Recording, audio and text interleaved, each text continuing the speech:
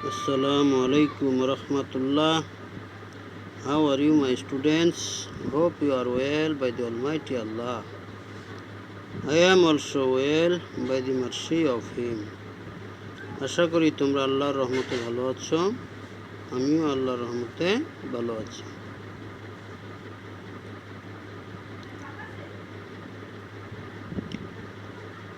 লক্ষ্য করো, তোমরা দেখতে পাচ্ছ আজকে আমরা যা শিখব তা হচ্ছে আর্টিকেল সম্বন্ধে।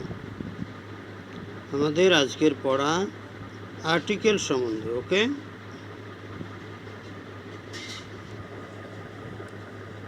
তাহলে আর্টিকেল নিয়ে আমরা আজকে আলোচনা করব ইনশাআল্লাহ।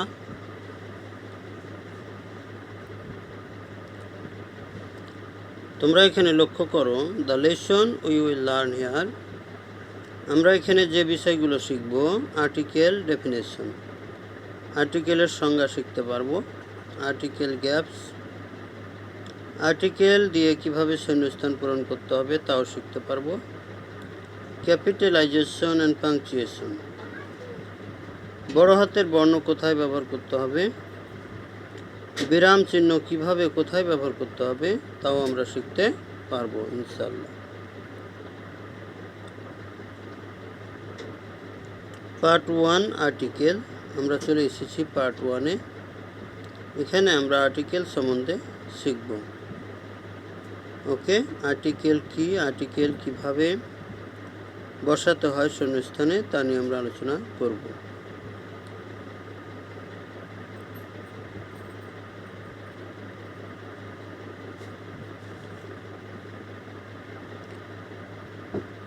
লক্ষ্য করো, দেওয়া আছে আর্টিকেলের সংজ্ঞা। এ অ্যান্ড দাকে আর্টিকেল বলে। A and the are called article. তার মানে হচ্ছে এ অ্যান্ড দাকে আর্টিকেল বলে। Article is of two kinds. Article দুই প্রকার। 1 number definite article, 2 number indefinite article.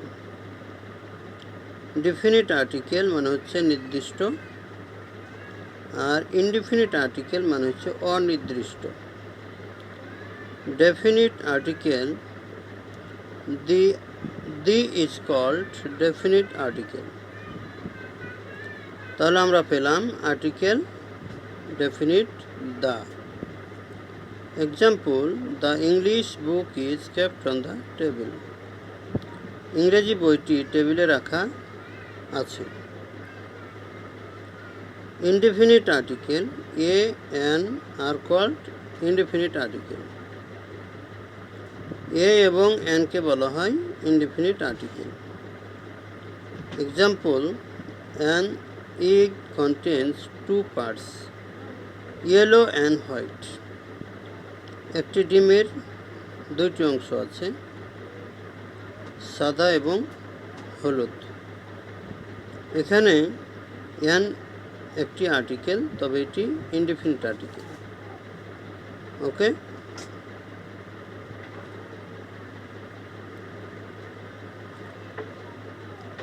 Article is of two kinds. আমরা দেখতে পাচ্ছি, তবে এটা তোমাদের জন্য একটি পরীক্ষা। তোমরা অবশ্যই এখানে পরীক্ষা দিবে। আর্টিকেল কাকে বলে, আর্টিকেল কত প্রকার, কি কি, ডেফিনিট আর্টিকেল কি, ইনডিফিনিট আর্টিকেল কি, সংজ্ঞা সহ তোমরা এখানে লিখবে। ওকে, যেহেতু আগেই দেখানো হয়েছে, আর্টিকেলের সব কিছু বিস্তারিত এখানে দেখানো হলো, সেহেতু তোমাদের জন্য এখন এখানে পরীক্ষা দেওয়া সুবিধাজনক। আর্টিকেল কাকে বলে লিখবে, আর্টিকেল কত প্রকার কি কি লিখবে, ডেফিনিট আর্টিকেল কাকে বলে উদাহরণ দিয়ে লিখবে, ইনডিফিনিট আর্টিকেল কাকে বলে তাও উদাহরণ দিয়ে লিখবে। আশা করি তোমরা এই ফর্মটি পূরণ করতে পারবে এবং বাসায় চেষ্টা করবে। আবারও তোমাদের ফর্মটি পূরণ করে দেখানো হলো যে আর্টিকেল কাকে বলে, আর্টিকেল কত প্রকার কি কি, ডেফিনিট আর্টিকেল কাকে বলে, উদাহরণ কি? ইনডিফিনিট আর্টিকেল কাকে বলে, উদাহরণটা কি? তোমাদের আবার নতুন করে দেখানো হলো যাতে তোমাদের সুবিধা হয়। Part 2 article gaps. আমরা পার্ট 2-এ চলে এসেছি। পার্ট 1 শেষ করে পার্ট 2-এ আমরা আলোচনা করব আর্টিকেল গ্যাপস, অর্থাৎ আর্টিকেল গ্যাপস বা আর্টিকেল দিয়ে শূন্যস্থান কিভাবে থাকে, কি পদ্ধতিতে আমরা পূরণ করতে পারবো তা আমরা এখন দেখব।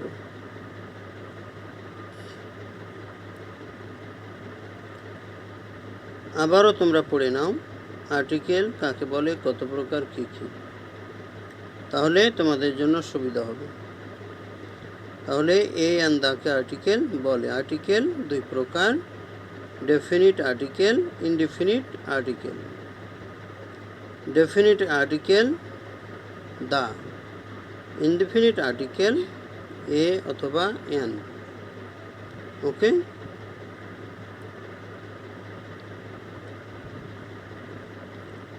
তোমরা এখানে লক্ষ্য করো, এ এন দা দিয়ে শূন্যস্থান পূরণ করতে হবে,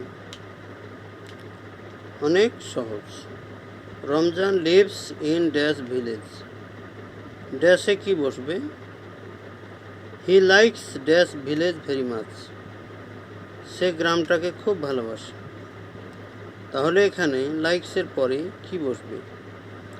বক্সে দেওয়া আছে এ অথবা এন অথবা দা, তিনটার যে কোনো একটি দিয়ে পূরণ করতে হবে। রমজান হ্যাজ ড্যাশ কাউ, রমজানের গরু আছে, এখানে কি বসবে? Dash cow gives him milk and fuels, চতুর্থ নম্বর ড্যাশে কি বসবে তাও আমাদেরকে জানতে হবে। ইট ইজ ড্যাশ অ্যাসেট, অ্যাসেটের আগে কি বসবে তাও আমাদের জানতে হবে। ওকে, আশা করি আমরা সবাই ভালো করে মন দিয়ে পড়ব, তাহলেই পারবো। তাহলে চলো যাই, দেখা যাক কি বসবে, কোন গ্যাপে কি বসবে আমরা দেখে নিই। এখানে লক্ষ্য করো তোমরা, প্রথম গ্যাপে বসেছে এ, তার মানে Ramzan lives in a village, Ramzan একটি গ্রামে বাস করে। He likes the village very much, সে গ্রামটিকে খুব পছন্দ করে। He likes the village very much. Ramzan has a cow, রমজানের একটি গরু আছে, এখানে এ বসেছে। The cow gives him milk and fuels, গরুটি তাকে দুধ এবং জ্বালানি দেয়। ইট ইজ অ্যান অ্যাসেট, এটি একটি সম্পদ। তাহলে আমরা দেখে নিলাম কোন গ্যাপে কি বসবে, অর্থাৎ কোথায় এ, কোথায় এন, কোথায় দা বসবে তা আমরা দেখে নিলাম। অর্থাৎ ভাওয়েল যুক্ত একবচন শব্দের আগে এন বসেছে, একটি বা একটা কোনো ব্যক্তি বা বস্তুকে উল্লেখ করতে এ বসেছে, আর একেবারে নির্দিষ্ট করার জন্য দা বসেছে। এবার আমরা চলে এসেছি ক্যাপিটালাইজেশন অ্যান্ড পাংচুয়েশন মার্ক পর্বে।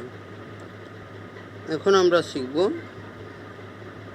কোথায় বড় হাতের বর্ণ ব্যবহৃত হয় আর কোথায় ছোট হাতের বর্ণ ব্যবহৃত হয়, এবং সাথে সাথে আরও শিখব যে আমাদের সেন্টেন্সের শেষে কোন সময় কোন ধরনের বিরাম চিহ্ন ব্যবহৃত হয়, কোথায় ফুল স্টপ, কোথায় কমা, কোথায় বিস্ময় চিহ্ন, কোথায় প্রশ্নবোধক চিহ্ন ব্যবহৃত হবে তা আমরা এখন জেনে নেব।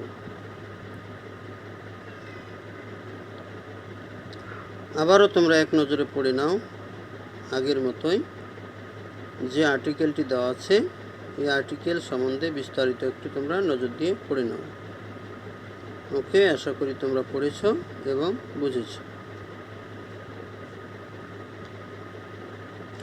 এখানে সাদা কালি দিয়ে তিনটি শব্দকে চিহ্নিত করা আছে। এক নম্বরে ডেফিনিট, দুই নম্বরে ইংলিশ, তিন নম্বরে টেবিল।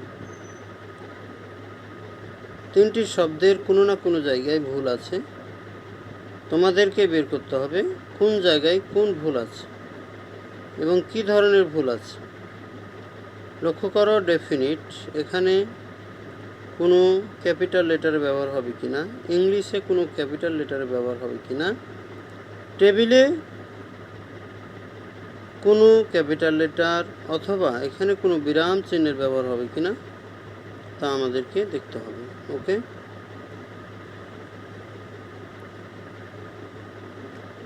এখানে লক্ষ্য করো তোমাদের জন্য উত্তর দেওয়া আছে।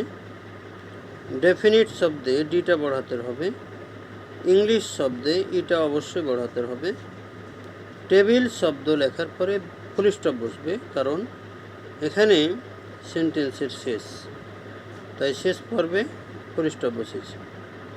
ওকে, থ্যাংক ইউ ভেরি মাচ। তোমরা অবশ্যই বাসায় এগুলো প্র্যাকটিস করবে এবং খাতায় লিখে রাখবে। ধন্যবাদ।